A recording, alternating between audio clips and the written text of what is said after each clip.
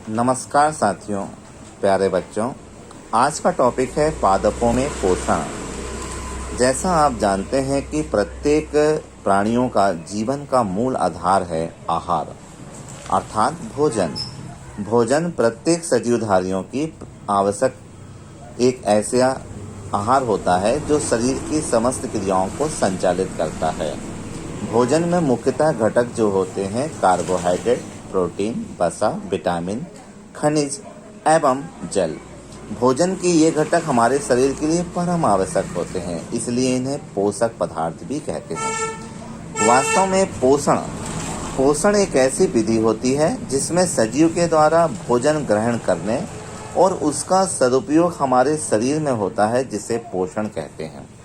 पोषण के आधार पर यह जीव दो तरह के देखने को मिलते हैं। वे जीव जो स्वयं भोजन का निर्माण करते हैं उन्हें स्वपोषी कहते हैं, और वे जीव जो दूसरों पर आधारित होते हैं उन्हें विषमपोषी जीव कहते हैं।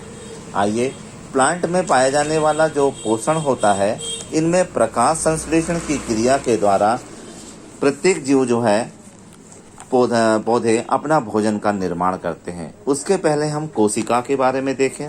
हमने देखा होगा कि कोशिकाएं जो है वो प्रत्येक जीवित जीवधारियों की एक संरचनात्मक और क्रियात्मक इकाई होती हैं। यह शरीर में पाए जाने वाला जो कोशिका होती है, यही जीवित जीवधारियों की एक मूल इकाई होती है, जिन्हें कोशिका कहते हैं।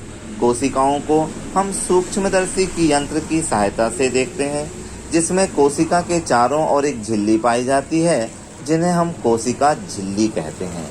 कोशिका झिल्ली कोशिका के भीतर मध्य भाग में एक संरचना होती है, जिन्हें केंद्रक कहा जाता है। ठीक उसी तरह से कोशिका के भीतर पाए जाने वाले द्रव को कोशिकीय द्रव कहा जाता है। यही जीवित जीवधारियों की एक मूल इकाई मानी जाती है। पौधों में पोषण की क्रिया जो है वह प्रकाश संश्लेषण के द्वारा पौधा अपना भोजन स्वयं बनाती है। प्रकाश संश्लेषण क्रिया वह क्रिया होती है जिसके अंतर्गत पत्तियां एक हरा वर्णक क्लोरोफिल नामक की उपस्थिति में सूर्य प्रकाश के साथ क्रिया करके वातावरणीय कार्बन डाइऑक्साइड तथा जल के साथ क्रिया कर वातावरण को ऑक्सीजन को मुक्त करती हैं तथा कार्बोहाइड्रेट भोज्य पदार्थों का निर्माण करती हैं। इस प्रक्रिया को ही हम प्रकाश संश्लेषण की क्रिया कहते हैं, जिसके द्वारा पौधे अपना भोजन बनाते हैं।